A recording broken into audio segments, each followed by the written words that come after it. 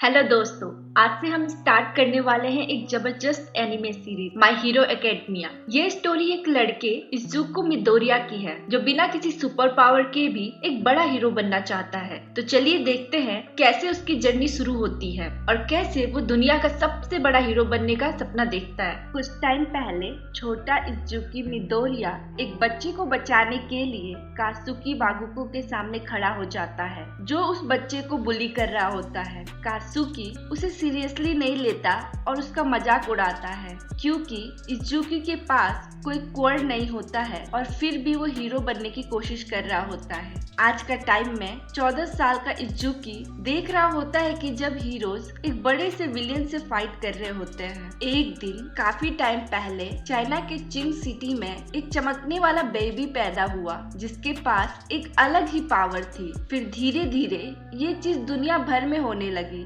और जल्द ही ज्यादातर लोगों के पास सुपर ह्यूमन पावर्स आ गई जिसे क्वर्क्स बोला जाने लगा। इस वजह से लोग हीरो बनने का काम एक प्रोफेशन के रूप में करने लगे। जब बैकड्राफ्ट लोगों को सेफ डिस्टेंस पर रोकता है तब कामुई उड्स एक बड़े से क्रिमिनल से फाइट कर रहा होता है। कामुई उड्स बोलता है कि विलियन ने अपना क्वर्क का यूज इलीगल काम के लिए किया है और उसे रोकने के लिए वो उस पर लैकेट चेन प्रिजन यूज करता है ताकि उसकी मूवमेंट बंद हो जाए। तभी एम्प्टी लेडी वहां आ जाती है और कैनन का यूज करके वो उस विलियन को हरा देती है। बहुत सारे लोग उसकी फोटो लेने लगते हैं और एम्प्टी लेडी प्राउडली बोलती है कि आज उसका डेब्यू है और आगे का काम उस पर छोड़ दो। इजुको तुरंत ही एम्प्टी लेडी के क्वर्क जीएंटिफिकेशन के बारे में नोट्स बनाने लगता है। एक आदमी उसे देख के कहता है, तू भी हीरो बनने का सोच रहा है क्या? Good luck. इजुको खुशी से कहता है, मैं अपना बेस्ट दूंगा। एल्डेरा जूनियर हाई में एक टीचर क्लास को फ्यूचर के बारे में लेक्चर देता है। वो बोलता है कि वो सबको उनके फ्यूचर प्लान्स का फॉर्म देगा, लेकिन उसे पता है कि सभी बच्चे हीरो ही बनना चाहते हैं। जैसे ही क्लास के स्टूडेंट अपने अपने क्वर्क्स दिखाने लगते हैं, टीचर उन्हें याद दिलाते हैं कि स्कूल टाइमिंग में क्वर्क यूज करना अलाउड नहीं है। कात्सुकी टीचर से कहता है कि उससे सबके साथ कंपेयर मत करो क्योंकि वो सबसे अलग और बेस्ट है। उसके क्लासमेट उस पे चिल्लाते हैं लेकिन कात्सुकी उन्हें चुप करा देता है और सबको याद आ जाता है कि वो यूए हाई स्कूल के लिए ट्राई कर रहा है। जब स्टूडेंट एंट्रेंस एग्जाम की डिफिकल्टी के बारे में बात करते हैं तो कात्सुकी बोलता है कि उसने मॉक टेस्ट में टॉप किया है और वो ऑल माइट से भी बड़ा हीरो बनेगा। टीचर बोलता है कि इजुको भी यूए जाना चाहता है। ये सुनते ही पूरी क्लास उसकी तरफ देखने लगती है और थोड़ी ही देर में सब उस पे हंसने लगते हैं। क्लासमेट बोलते हैं कि सिर्फ पढ़ाई से वो हीरो कोर्सेज में कभी भी नहीं जा पाएगा। इजुको अपना पॉइंट क्लियर करने की कोशिश करता है लेकिन कात्सुकी उस पर छोटी सी एक्सप्लोजन मार देता है और बोलता है कि इजुको उसके लेवल पे खुद को कंपेयर ना करे क्योंकि उसके पास तो क्वर्क भी नहीं है। इजुको एक्सप्लेन करता है कि वो कात्सुकी से कंपेयर नहीं कर रहा है, बस अपने बचपन का सपना फॉलो कर रहा है क्योंकि बिना ट्राई किए कैसे पता चलेगा कि वो कर सकता है या नहीं। कात्सुकी बोलता है कि उसके लिए एग्जाम क्लियर करना इम्पॉसिबल है और पूरी क्लास उसे नीचे देखकर हंसने लगती है। कहीं और एक विलियन जिसका बॉडी लिक्विड के स्लाइम जैसा होता है वो भाग रहा होता है। पास में खड़ी भीड़ उसे देख रही होती है और एक बंदा कहता है, विलियंस तो कभी खत्म ही नहीं होते। तभी एक और आदमी बोलता है, खत्म होते हैं क्योंकि मैं हूँ। वापस इजुको को स्कूल में वो अपना नोटबुक उठाता है और फोन पे उस इंसिडेंट के बारे में पढ़ रहा होता है। जैसे ही वो घर जाके नोट्स बनाने की सोचता है, कात्सुकी आता है और अपने क्वर्क से उसका नोटबुक उड़ा देता है। फिर वो नोटबुक को विंडो से बाहर फेंक देता है और इजुको से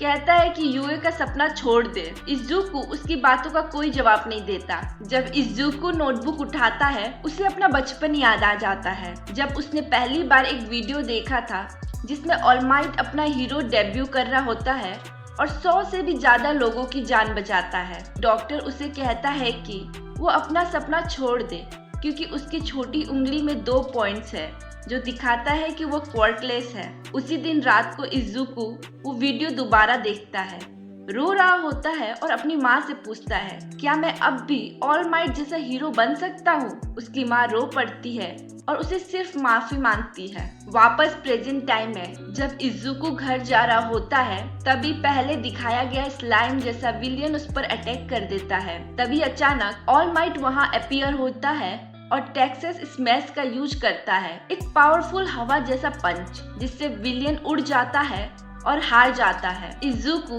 बस हल्का सा ऑल माइट को देख पाता है और फिर बेहोश हो जाता है। जब इज़ुको होश में आता है तो वो शॉक हो जाता है अपने सामने अपने फेवरेट हीरो ऑल माइट को देख के। वो उससे ऑटोग्राफ मांगता है, लेकिन देखता है कि वो ऑलरेडी ऑटोग्राफ उसके नोटबुक में लिख चुका है। जब ऑल माइट देख लेता है कि इज़ुको ठीक है, तो वो विलियन को लेके वहाँ से निकलने लगता है, लेकिन इज़ुको उनके पैर से चिपक जाता है और उसके साथ उड़ जाता है। जब ऑल माइट को रियलाइज होता है कि इज़ुको उसके साथ उड़ रहा है, तो वो कहता है छोड़ दे मुझे, लेकिन इज़ुको बोलता है अगर मैं आपको छोड़ दिया तो मैं गिर जाऊंगा। इसीलिए ऑल माइट एक सेफ जगह लैंड कर लेता है। बीच में उनके मुंह से खून आता है, जो देख के वो थोड़ा टेंशन में आ जाता है। ऑल माइट एक बिल्डिंग के रूफटॉप पे लैंड करता है। तब इज़ुको उससे पूछता है, क्या कोई ऐसा बंदा है जिसके पास क्वर्क नहीं होने के बाद भी वो आप जैसा हीरो बन सकता है? टाटुइन स्टेशन के पास कात्सुकी के फ्रेंड्स बोलते हैं कि इस बार उसने इज़ुको के साथ कुछ ज्यादा ही कर दिया, जब उसने इज़ुको को स्कूल की छत से कूदने को बोला था। इस बात पे कात्सुकी बोलता है कि ये सब देगो की गलती है, उसे दुनिया का तरीका समझना चाहिए। जब वो लोग बात ही कर रहे होते हैं, तभी वही स्लज विलियन जो इज़ुको पे अटैक किया था, वो कात्सुकी पे अटैक कर देता है। इसी बीच ऑल माइट और इज़ुको एक बिल्डिंग के ऊपर बात कर रहे होते हैं। इज़ुको उससे पूछता है कि क्या कोई ऐसा बंदा है जिसके पास क्वर्क ना हो,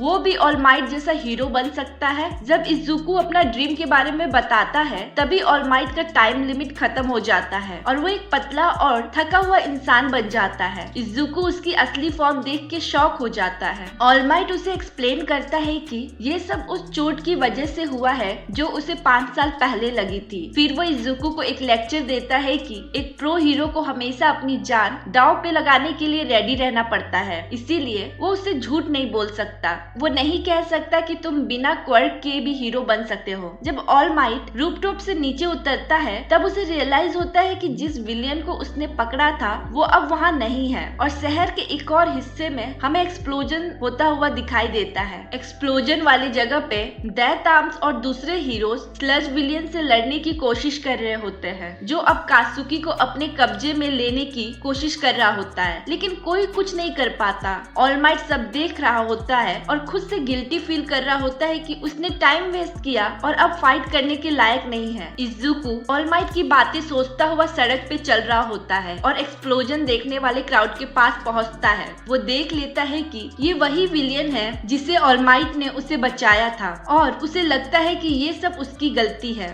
ऑल माइट अब नए विक्टिम को नहीं बचा सकता और दिल से माफी मांगता है, लेकिन जैसे ही इज़ुको देख लेता है कि कात्सुकी उस विलियन के कब्जे में है, वो बिना कुछ सोचे समझे उसकी मदद के लिए दौड़ पड़ता है। ऑल माइट ये देख के स्टंट रह जाता है और दूसरे हीरोज उसे रोकने की कोशिश करते हैं। इज़ुको अपने नोट्स याद करता है और अपने बैग से स्लज विलियन पे अटैक करता है, जिससे उसे थोड़ा स्पेस मिल जाता है कात्सुकी के पास पहुंचने का। इज़ुको पूरी कोशिश करता है उसकी मदद करने की और तब कात्सुकी गुस्से में पूछता है कि तू यहाँ क्यों आया है। इज़ुको कहता है कि उसकी आंखों में हेल्प के लिए पुकार थी और वो उसे मरते हुए नहीं देख सकता था। स्लज विलियन वापस रिकवर कर लेता है और इज़ुको पे अटैक करने की कोशिश करता है, लेकिन उसी वक्त ऑल माइट आके इज़ुको को बचा लेता है। ऑल माइट मान लेता है कि उसने इज़ुको को डांटा था उस चीज के लिए जो उसने खुद नहीं की, दूसरों की जान बचाने के लिए अपनी जान दांव पे लगाना, जो एक प्रो हीरो को करना चाहिए। इज़ुको की हिम्मत देखकर ऑल माइट इंस्पायर्ड हो जाता है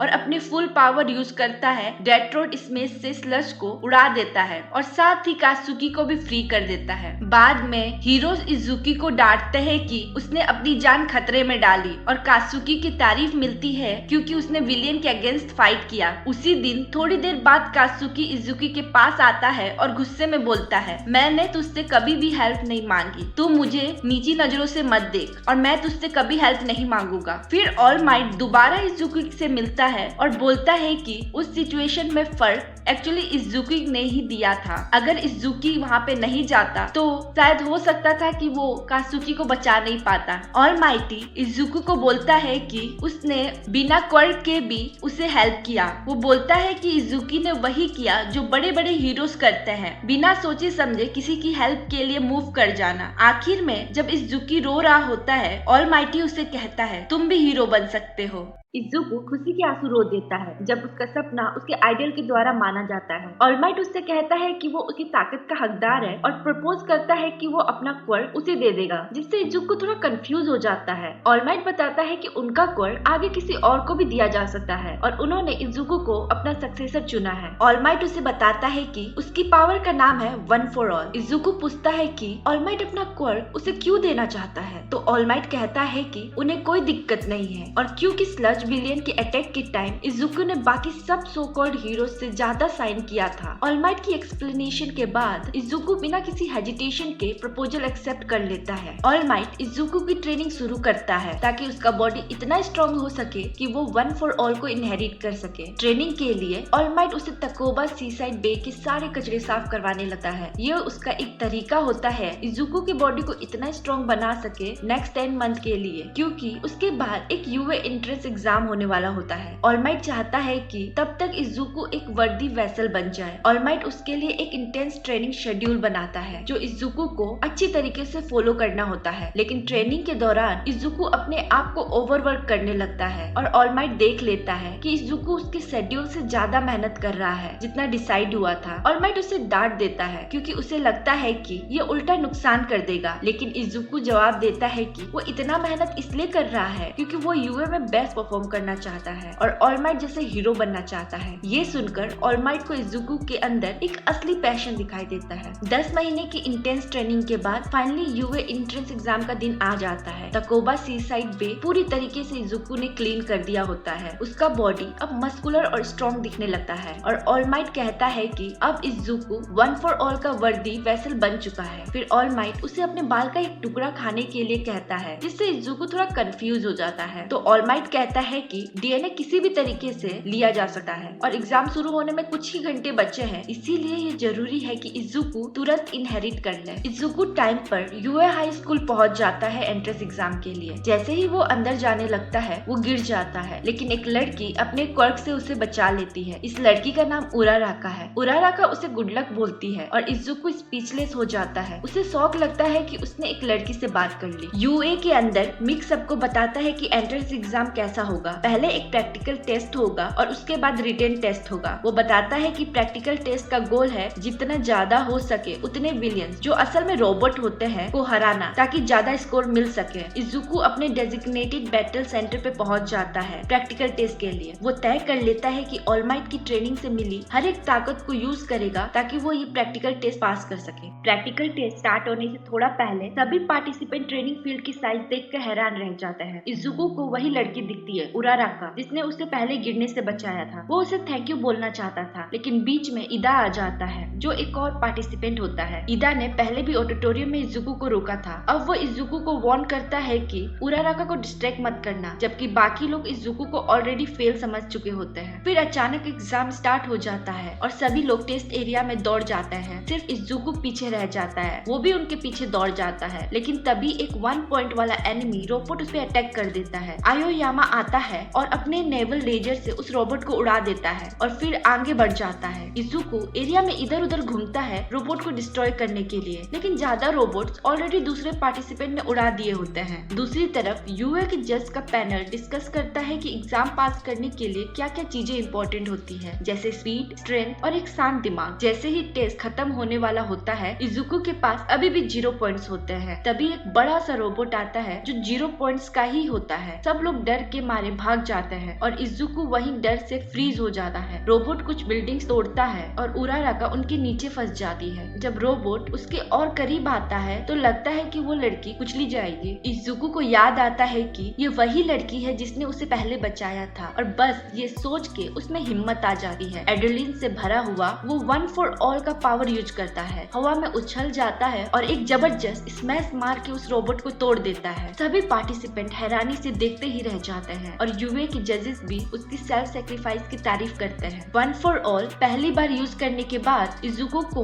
उसके फिजिकल इफेक्ट महसूस होने लगते हैं। उसके दोनों पैर और राइट आर्म टूट जाता है। वो हवा से नीचे गिरता है। ट्राई करता है कि वन फॉर ऑल का यूज करके लैंड करे, लेकिन ग्राउंड से टकराने से पहले ही उराराका उसे बचा लेती है। फिर अनाउंस होता है कि प्रैक्टिकल टेस्ट खत्म हो गए हैं, लेकिन इससे पहले ही इजुको वहाँ बेहोश हो गया होता है। बाकी पार्टिसिपेंट इजुको के क्वर्क के बारे में बात करते हैं, उसे इनक्रेडिबल बोलते हैं और सोचने लगते हैं कि क्या वो जानबूझ के वीक दिखा रहा था सबको कंफ्यूज करने के लिए। सिर्फ ईदा ही होता है जो नोटिस करता है कि इजुको ने जो किया वो असली हीरो जैसा था और शायद टेस्ट में दूसरों को बचाना भी एक इम्पोर्टेंट पार्ट था। तभी स्कूल की nurse pro hero and recovery girl आती है और इजुको के इंजरीज को हील कर देती है। एक हफ्ते बाद इजुको को अपने एग्जाम के रिजल्ट मिलते हैं। उसने इस दौरान ऑल माइट से कोई बात नहीं की थी, तो उसे लगता है कि वो फेल हो गया है। स्कूल एक एनवलप में होलोग्राफिक मैसेज भेजता है जिसमें ऑल माइट खुद रिजल्ट बताता है। ऑल माइट सबसे पहले माफी मांगता है कि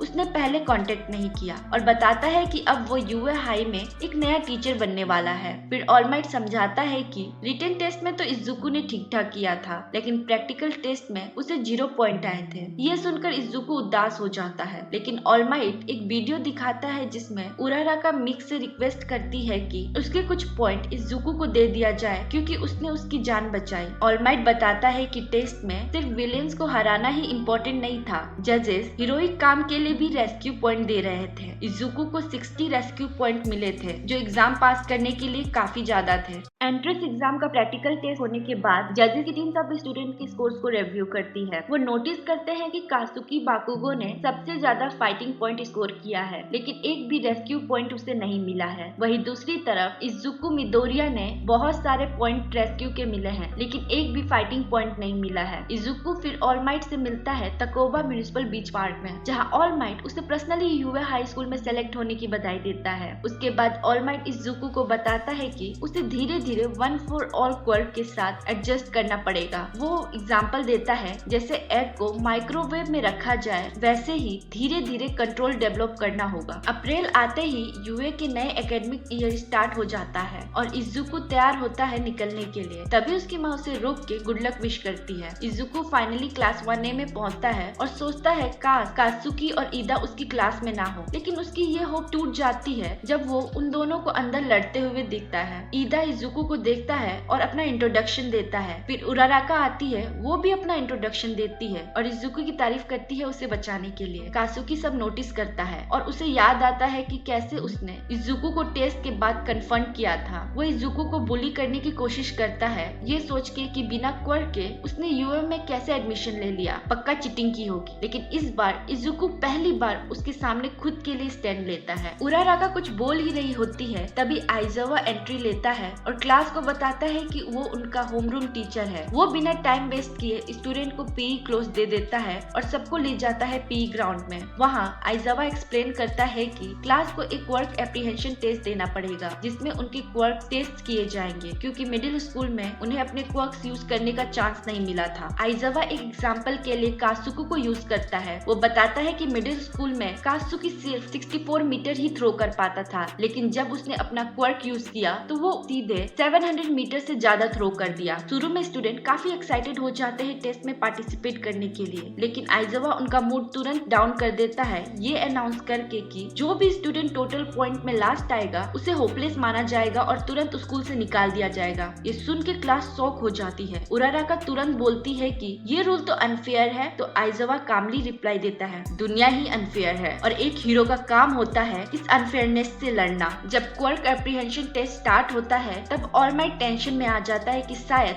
आइजावा तुरंत इजुको को टारगेट करेगा, इसीलिए वो टेस्ट को खुद देखने चला जाता है। टेस्ट में स्टूडेंट को अलग अलग फिजिकल टास्क दिए जाते हैं जिसमें वो कम्पीट करते हैं। हर स्टूडेंट अपने क्वर्क यूज करते हैं और अच्छा परफॉर्म करते हैं, लेकिन इजुको स्ट्रगल करता है क्योंकि उसके पास सिर्फ 2 ही ऑप्शन होते हैं, या तो वन फॉर ऑल 100% यूज करे या बिल्कुल भी ना करे। कात्सुकी हर टेस्ट में अच्छा करता है उसके क्वर्क की वर्सेटिलिटी की वजह से। क्लास अब पिचिंग टेस्ट तक पहुंचती है और इजुको रियलाइज करता है कि ये उसका लास्ट चांस है अपनी एबिलिटी दिखाने का, वरना वो निकाला जा सकता है। वो ट्राई करता है अपना क्वर्क यूज करके बॉल थ्रो करने का, लेकिन वो फेल हो जाता है। तभी आइजावा अपना क्वर्क रिवील करता है, वो दूसरों का क्वर्क इरेज कर सकता है। इजुको तुरंत उसे पहचान लेता है, इरेजर हीरो इरेजर हेड के नाम नाम से। इरेजर हेड एक्सप्लेन करता है कि उसने इजुको का क्वर्क इसलिए इरेज किया है क्योंकि उसके क्वर्क का ड्रॉबैक बहुत ही सीरियस है। उसने बोला कि इजुको का क्वर्क उसके लिए खुद ही डेंजर बन सकता है और उसका इस स्कूल में कोई भी फ्यूचर नहीं है। लेकिन इजुको को एक और चांस दिया जाता है, एक और थ्रो। अब उसके पास दो ही ऑप्शन होते हैं, या तो वन फॉर ऑल यूज करके बाकी टेस्ट फेल करे या फिर उसे यूज ना करके ये टेस्ट फिर से फेल हो जाए। इजुको थोड़ा सोचता है, आइज़ुआ की बात याद करता है और फिर एक लास्ट थ्रो करता है। इस बार वो पूरा वन फॉर ऑल यूज नहीं करता है बल्कि सिर्फ अपनी फिंगर टिप पे फोकस करता है। ये एक्सप्लोजिव थ्रो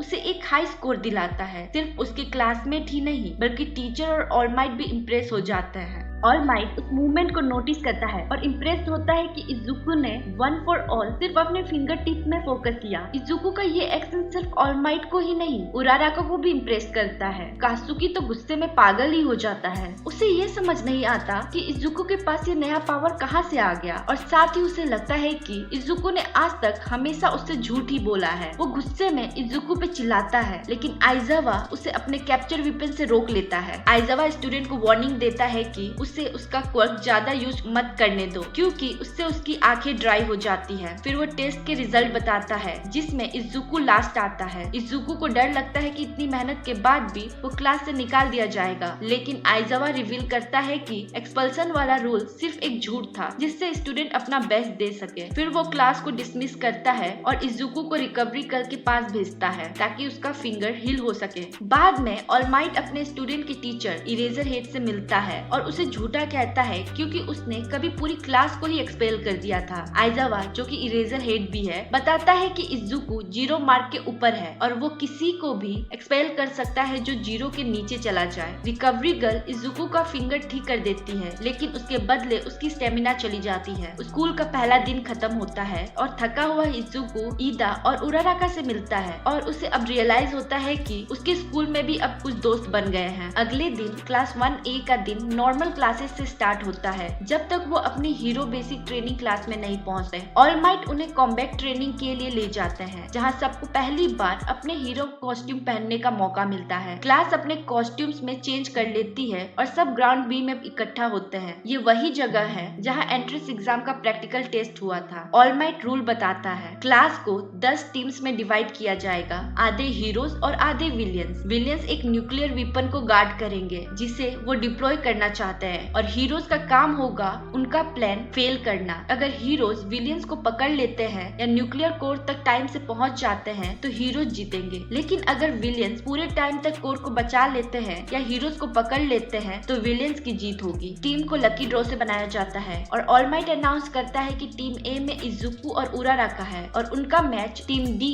कात्सुकी और ईदा के अगेंस्ट है। टीम डी सबसे पहले बिल्डिंग के अंदर जाती है और उन्हें फेक मिसाइल मिल जाता है। अभी भी कंफ्यूज कात्सुकी ईदा से पूछता है कि इजुको का क्वर्क क्या है। ईदा उल्टा उससे ये पूछता है कि तू इजुको से इतनी नफरत क्यों करता है। 5 मिनट बाद टीमें बिल्डिंग में एंटर करती है लेकिन ज्यादा दूर जाने से पहले ही कात्सुकी उन पे अटैक कर देता है। उसका स्नीक अटैक सिर्फ इजुको के मास्क का आधा पार्ट ही तोड़ पाता है। इजुको ने अटैक से बचते हुए उराराका को भी बचा लिया होता है। कात्सुकी फिर से अटैक करता है लेकिन इस बार इजुको उसका हाथ पकड़ लेता है। फिर इजुको उसे एक सोल्जर टोस दे के जमीन पे पटक देता है। ये देखकर प्रोजेक्शन रूम में बैठे क्लासमेट्स और ऑल माइट इम्प्रेस्ड हो जाते हैं। इजुको बताता है कि उसने सैलोन तक कात्सुकी के बारे में नोट्स बनाए हैं, उसी नोटबुक में जिसे कात्सुकी ने कभी जला दिया था। इजुको जानता था कि कात्सुकी हर फाइट का स्टार्ट राइट हुक से करता है, इसीलिए उसने काउंटर किया। इजुको अब पीछे नहीं हट रहा था और वो कात्सुकी को कह देता है कि अब मैं वो कमजोर और हेल्पलेस डेकू नहीं रहा। ये सुन के कात्सुकी और गुस्से में आ जाता है और ओपनली इजुको के लिए अपनी नफरत जताता है। इजुको को प्यार से डेगू भी बोला जाता था।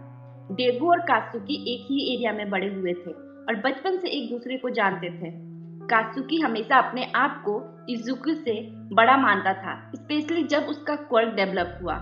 लेकिन इजुको ने कभी भी कात्सुकी को ऐसे ट्रीट नहीं किया जैसे वो उससे कम हो, बल्कि एक बार जब कात्सुकी नदी में गिर गया था तब भी इजुको उसकी मदद करने गया, पर कात्सुकी ने इसे इंसल्ट की तरह लिया, जैसे इजुको उस पर दया कर रहा हो। यही गुस्सा उसके अंदर सालों से भरा रहा और अब बैटल ट्रायल तक आ गया है। अब वो छोटे बच्चे नहीं रहे। इजुको अब वो नहीं चाहता कि कात्सुकी उसे बुली करे। वो जोर से चिल्लाता है कि अब वो कभी भी पीछे नहीं हटेगा। कासुकी को ईदा का मैसेज इंटरप्ट करता है जिसमें वो स्टेटस अपडेट मांगता है। गुस्से में कासुकी बस इतना बोलता है कि विपन को डिफेंड करो और कम्युनिकेशन बंद कर देता है। फिर से अटैक मोड में कासुकी एक फ्लाइंग किक मारता है इजुकी के हेड की तरफ, लेकिन इजुकी अपनी हीरो नॉलेज का यूज करके उस मूवमेंट को काउंटर कर देता है। वो कैप्चर टेप और अपने नोट का यूज करता है जो उसने कासुकी और इरेजर हेड के ऊपर बनाया था, जिससे वो बच जाता है। दूसरी तरफ उराराका छुपी हुई विपन को ढूंढने निकलती है और इजुकी कासुकी से बचने के लिए भाग जाता है ताकि वो प्लान बना सके। कासुकी जब इजुकी को ढूंढ रहा होता है उसे अपना पास्ट याद आता है और वो और भी गुस्से में आ जाता है क्योंकि उसे लगता है कि इजुकी सोचता है कि वो भी उसकी तरह वीक है। तभी उराराका विपन तक पहुंच जाती है जिसे ईदा क्लोजली गार्ड कर रहा होता है। उराराका उसे विलियन जैसा एक्ट करते देख लेती है और हंसी रोक नहीं पाती, जिस वजह से उसका छुपना फेल हो जाता है। लेकिन ईदा ऑलरेडी प्रिपेयर्ड होता है। उसने रूम के सब आइटम्स को हटा दिया होता है ताकि उराराका अपना क्वर्क यूज ना कर सके। इजुकी उसे कांटेक्ट करता है और लोकेशन पूछता है।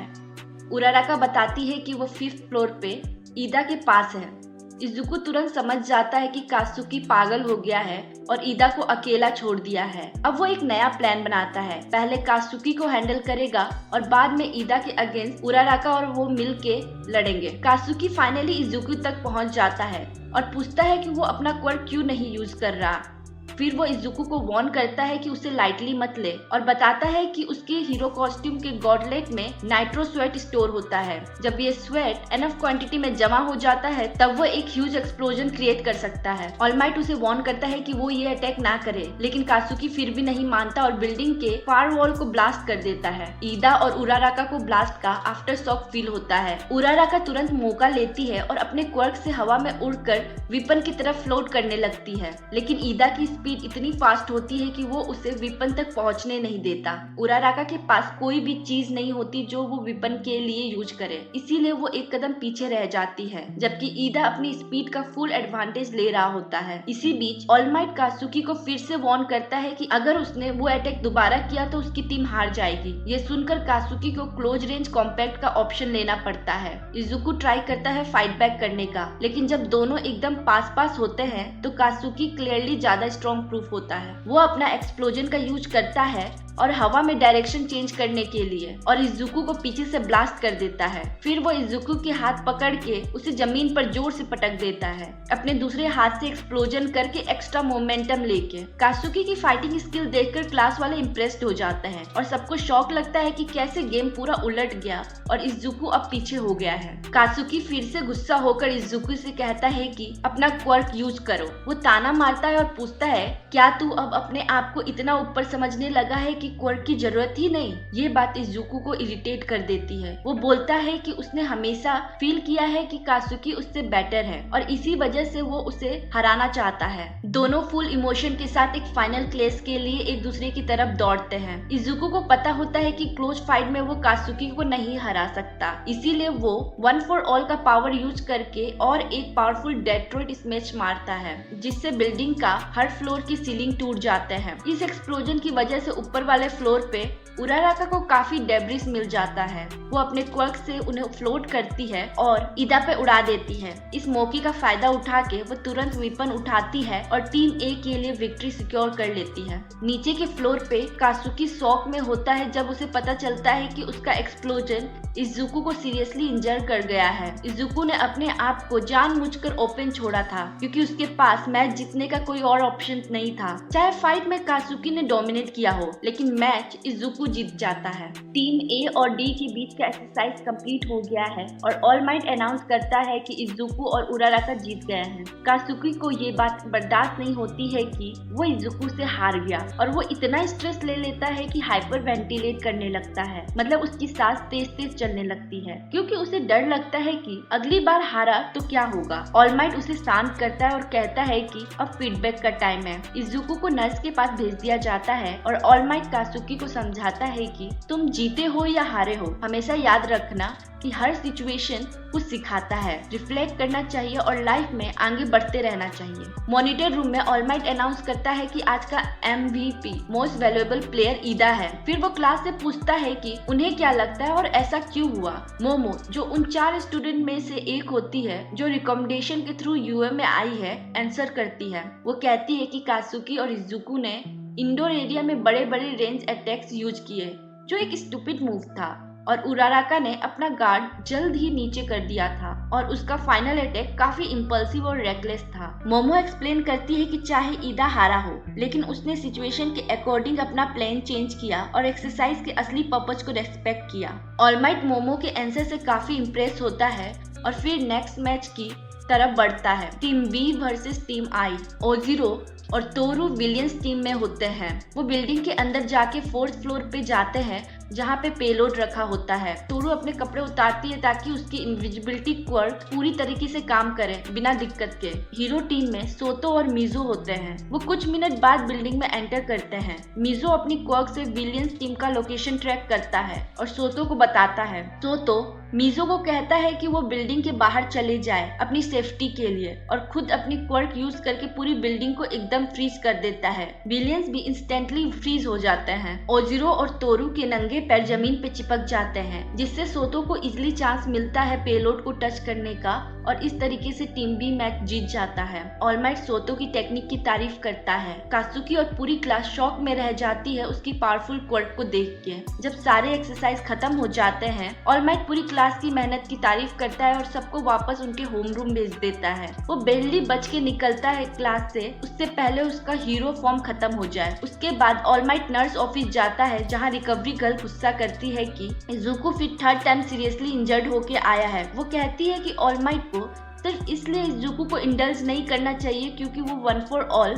इनहेरिट कर रहा है, लेकिन ऑल माइट उसे चुप रहने बोलता है क्योंकि ये बात अभी किसी को पता नहीं है। इजुको थोड़ी देर बाद होश में आता है और वापस क्लास जाता है। उसके क्लासमेट उसकी तारीफ करते हैं, लेकिन इजुको देखता है कि कासुकी वहाँ नहीं है। उराराका उसे बताती है कि कासुकी ऑलरेडी जा चुका है। इजुको उसे ढूंढने निकल पड़ता है। स्कूल के बाहर इजुको फाइनली कासुकी को मिलता है और डिसाइड करता है कि वो अब सब सच बोल देगा। वो कहता है कि उसकी क्वर्क उसे नेचुरली नहीं मिली बल्कि किसी और ने दी है और उसने कभी भी झूठ नहीं बोला था। पर कासुकी उसकी बात मानने से इनकार कर देता है, लेकिन फाइनली ये एक्सेप्ट कर लेता है कि वो हार गया है। कासुकी का ईगो क्लियरली हर्ट हो गया होता है। वो रोते हुए बोलता है कि सोतो की पावर और मोमो का फीडबैक ने उसे ये रियलाइज करवाया है कि उसे अभी भी काफी काम करना है अपने ऊपर। गुस्से में जाते वक्त वो इजुको को वार्न करता है कि अभी तो बस शुरुआत है और अगली बार वो कभी नहीं हारेगा। ऑल माइट उसे फिर से समझाता है, लेकिन कासुकी उसकी हेल्प लेने से मना कर देता है। वो कहता है कि बिना किसी की मदद से वो खुद नंबर 1 हीरो को भी क्रॉस करेगा। कहीं और किसी अननोन जगह पे एक मिस्टीरियस आदमी न्यूज़पेपर पढ़ रहा होता है जिसमें लिखा होता है कि ऑल माइट अब टीचर बन गया है। वो सोचता है क्या होगा अगर ये सिंबल ऑफ पीस विलियंस के हाथों खत्म हो गया।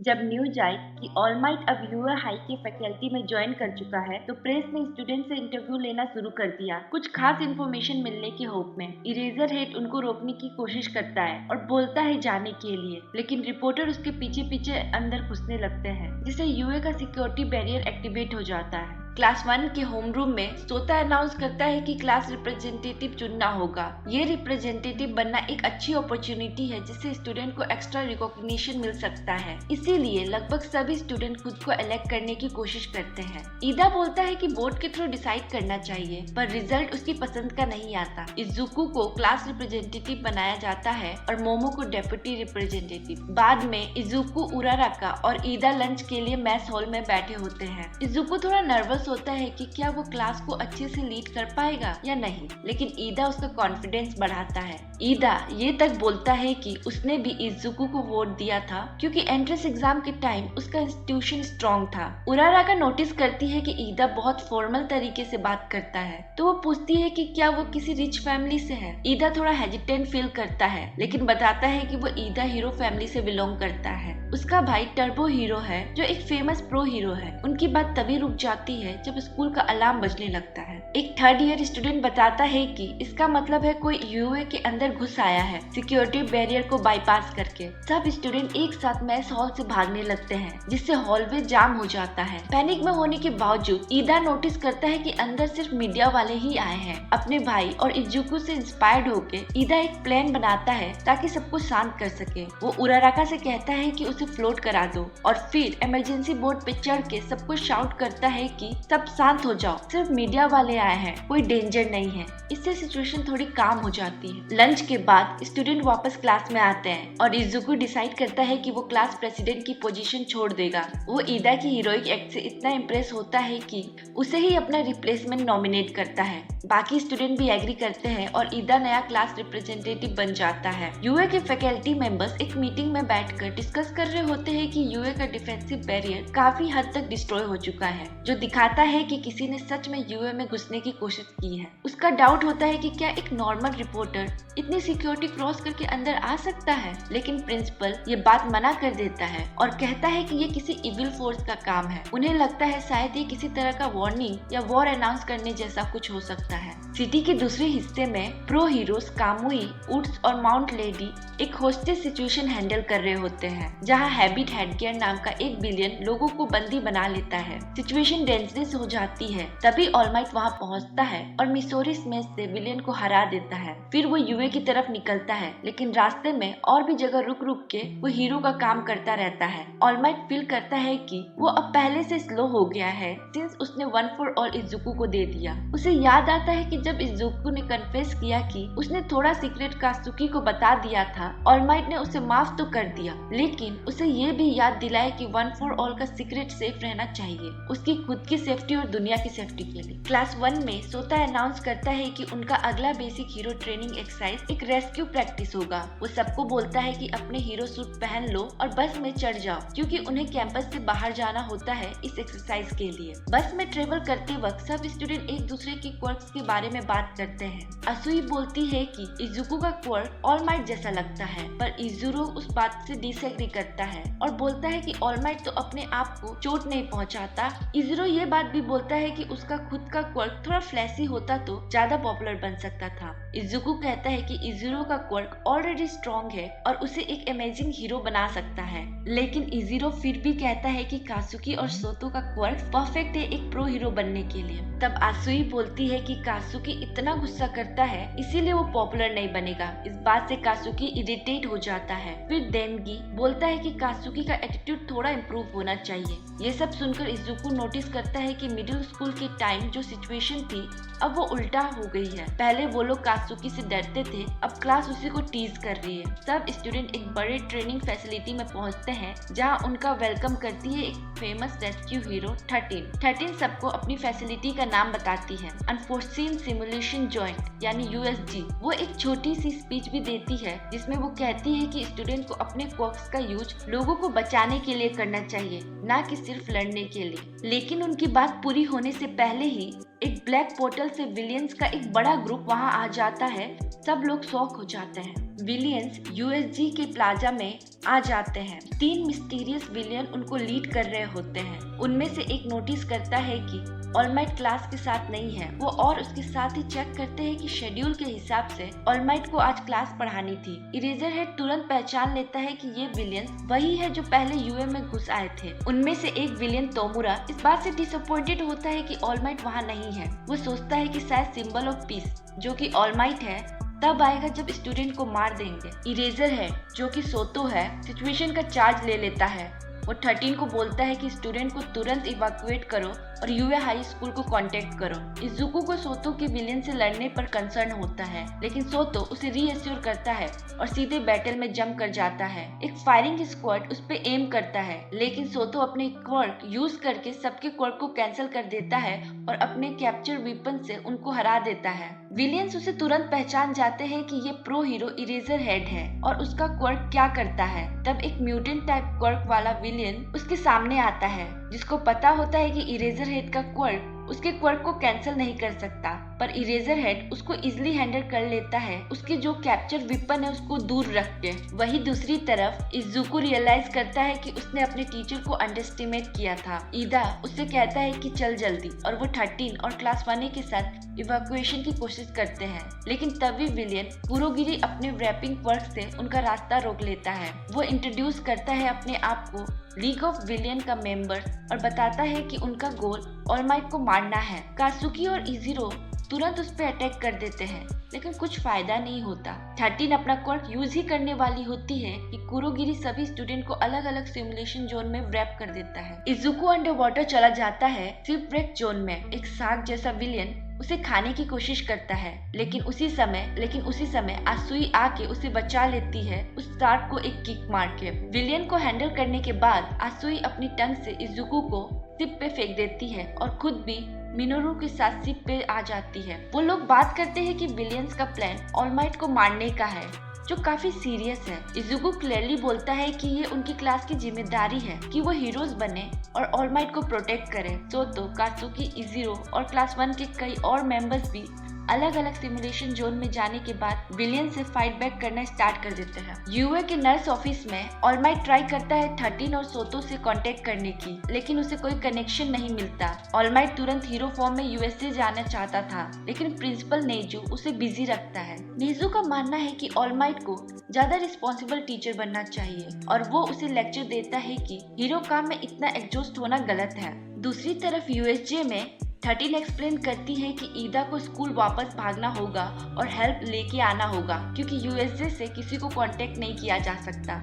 ईदा थोड़ा हेजिटेंट होता है, उसे लगता है कि क्लासमेट को पीछे छोड़ के भागना गलत है, लेकिन उसके दोस्त उसका कॉन्फिडेंस बढ़ाते हैं और बोलते हैं कि अपने क्वर्क का यूज करो दूसरों को बचाने के लिए, जैसे उनका रेस्क्यू ट्रेनिंग का मकसद था। कुरोगिरी 13 की ये बात सुन लेता है और वो ईदा को रोकने की कोशिश करता है, लेकिन स्पेस हीरो अपना क्वर्क यूज करके उसे एक ब्लैक होल में खींच लेती है। विलियंस ने इजुको, मिनोरू और आसुई के शिप को चारों तरफ से घेर लिया होता है, लेकिन वो विलियन शिप पे चढ़ने से बच रहे होते हैं। जब इजुको प्लान बनाता है, मिनोरू पैनिक मोड में होता है और वर्ड सोचने लगता है। तब इजुको नोटिस करता है कि विलियंस को स्टूडेंट के क्वर्क्स के बारे में कोई इन्फॉर्मेशन नहीं है, इसीलिए वो कॉशियस है। इजुको अपने दोस्तों के क्वर्क के बेसिक पे एक प्लान बनाता है। तभी एक विलियंस अपने वाटर मैनिपुलेशन क्वर्क यूज करके शिप पे अटैक करता है और शिप को टुकड़ों में तोड़ देता है, लेकिन शिप डूबने से पहले इजुको अपने प्लान एक्शन में लाता है। वो शिप से जंप करते हैं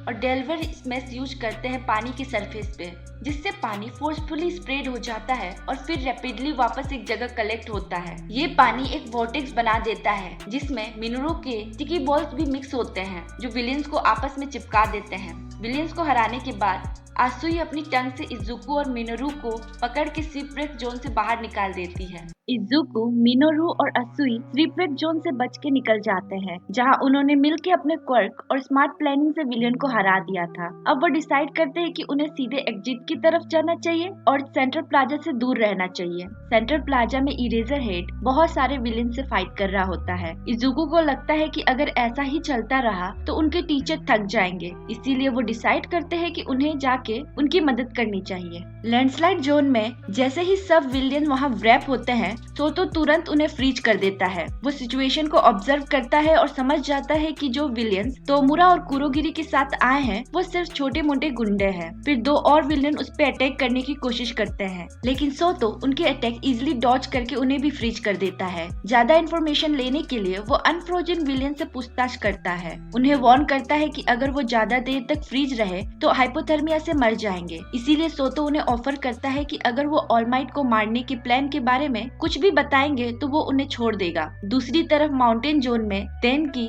जीरो और मोमो विलियन से घिर जाते हैं। मोमो और जीरो मोमो के क्वर्क से बनाए वेपन का यूज करके कुछ अटैक रोक लेती है। देनगी बताता है कि उसका क्वर्क इस सिचुएशन में किसी काम का नहीं है, क्योंकि वो इलेक्ट्रिसिटी से अपने आसपास के सबको शॉक कर सकता है, दोस्तों को भी। इसीलिए वो एक वेपन मांगता है, लेकिन जीरो स्मार्टली सोच के उसके एक ग्रुप ऑफ विलेन के बीच में किक कर देती है, जिससे देनगी उन्हें शॉक कर देता है। मोमो जल्दी से एक इंसुलेशन शीट बनाती है अपने क्वर्क से, ताकि वो और जीरो सेफ रहे। जब देनगी को ये कंफर्म हो जाता है कि उसके दोस्तों को कुछ भी नहीं होगा, वो फुल पावर से सब विलेन को इलेक्ट्रोक्यूट करके गिरा देता है। यूएसजे के एंट्रेंस के पास इरेजरहेड अभी भी सेंट्रल प्लाजा में विलियन से फाइट कर रहा होता है जब उसका सामना तोमुरा से होता है। तोमुरा अपने डीके क्वर्क का यूज करके इरेजरहेड का एल्बो इंजर कर देता है। इरेजरहेड तुरंत पीछे हट जाता है। तोमुरा उसके क्वर्क की वीकनेस पे कमेंट करता है, लेकिन ये भी कहता है कि इरेजरहेड काफी देर तक टिक गया, जो इम्प्रेसिव था। लेकिन तभी एक बड़ा मॉन्स्टरस विलियन उस पर अटैक करने आता है। दूसरी तरफ 13 अपना क्वर्क यूज करके कुरोगिरी को डिस्ट्रॉय करने की कोशिश करती है, लेकिन कुरोगिरी स्मार्टली उसके क्वर्क को उसी पे रिवर्स कर देता है और 13 को फाइट से बाहर कर देता है।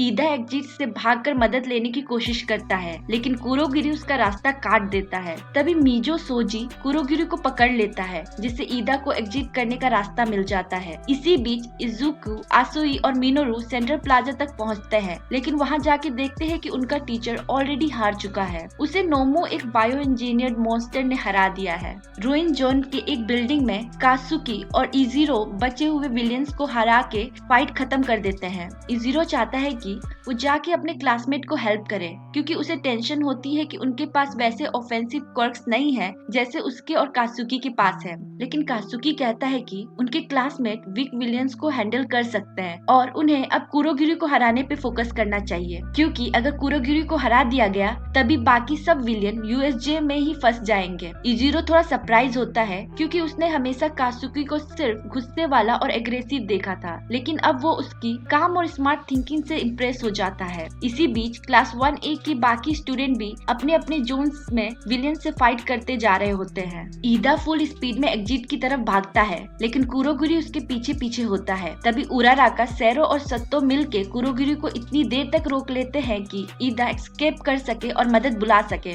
जब ईदा हेल्प के लिए निकल जाता है, कुरोगिरी गुस्सा होता है, लेकिन एक्सेप्ट भी करता है कि उनका प्लान अब फेल हो गया है और फिर वो वापस तोमुरा के पास रैप हो जाता है। वो तोमुरा को बताता है कि 13 को तो हैंडल कर लिया गया है, लेकिन एक स्टूडेंट ईदा भाग गया, जिससे तोमुरा को काफी फ्रस्ट्रेशन होता है। तोमुरा जानता है कि अगर रीइंफोर्समेंट आ गई तो उनका ग्रुप ज्यादा देर तक टिक नहीं पाएगा, इसीलिए वो डिसाइड करते हैं कि अब उन्हें रिट्रीट करना चाहिए। लेकिन रिट्रीट करने से पहले वो रिमेनिंग स्टूडेंट को मार देना चाहते हैं। तोमुरा डायरेक्टली असुई और उसके फ्रेंड पे अटैक करता है और डीके का यूज करके असुई को ऑलमोस्ट मार ही देता है, लेकिन तभी इरेजरहेड अपने क्वर्क का यूज करके उसके पावर को रोक देता है। इजुकु अपनी फ्रेंड को बचाने के लिए तोमुरा पे स्मैश अटैक करता है, लेकिन नोमू बीच में आ जाता है और उस अटैक को रोक देता है। इजुकु नोटिस करता है कि उसका हाथ इस बार फ्रैक्चर नहीं हुआ, लेकिन अटैक का नोमू पे कोई असर भी नहीं हुआ। फिर तोमुरा दोबारा स्टूडेंट पे अटैक करता है, लेकिन तभी ऑल माइट एकदम से एंट्री मार लेता है और उसकी अराइवल की वजह से सब स्टूडेंट बच जाते हैं।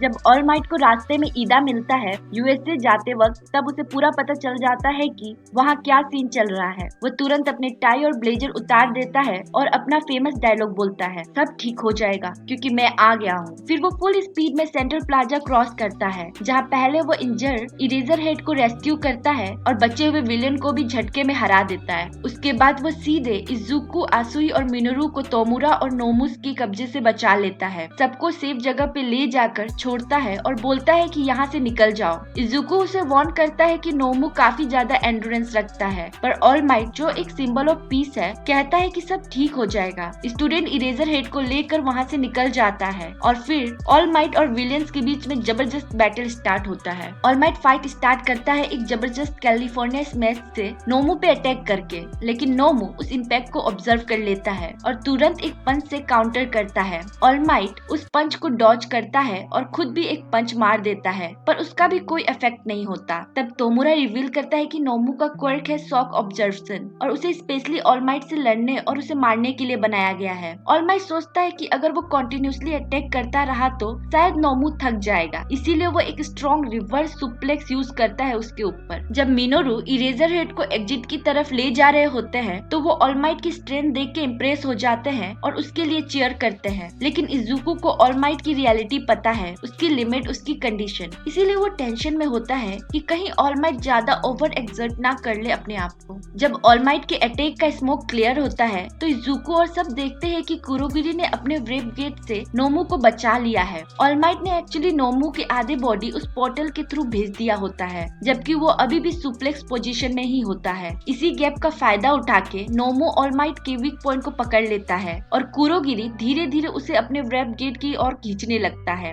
जैसे ही इजुको को लगता है कि ऑलमाइट डेंजर में है, वो तुरंत उसकी हेल्प के लिए भागता है, लेकिन कुरोगिरी इजुको को बीच में ही रोक लेता है और उसे रैप करने की कोशिश करता है। तभी सडनली कात्सुकी आता है और एक जोर का एक्सप्लोजन मारकर कुरोगिरी को ग्राउंड पे गिरा देता है। उसके बाद उसे पिन डाउन कर लेता है। फिर सोतो आता है और नोमो का बॉडी को फ्रीज कर देता है, लेकिन ऑलमाइट को टच नहीं करता, काफी केयरफुली। वो बताता है कि एक छोटा विलियन उसे लीग ऑफ विलियंस का प्लान लीक कर चुका था। आइस की वजह से ऑलमाइट अपने आप को नोमो की ग्रिप से फ्री करवा लेता है। तभी इजीरो भी सीन में आता है और चुपके से तोमुरा पर अटैक करता है, लेकिन अनफॉर्चुनेटली उसका अटैक फेल हो जाता है। असुई और मिनोरू खुश हो जाते हैं देखकर कि सब लोग ऑलमाइट की हेल्प कर रहे हैं। उन्हें एंट्रेंस के पास उराराका और बाकी क्लासमेट देख लेते हैं। कुछ लोग मिलकर इरेजर हेड को उठाने जाते हैं और 13 सबको बोलती है कि छुप जाओ और ऑलमाइट को आगे हैंडल करने दो। तोमुरा इरिटेट होता है कुरोगिरी से, क्योंकि उसने कात्सुकी को अपनी वीकनेस का फायदा उठाने दे दिया।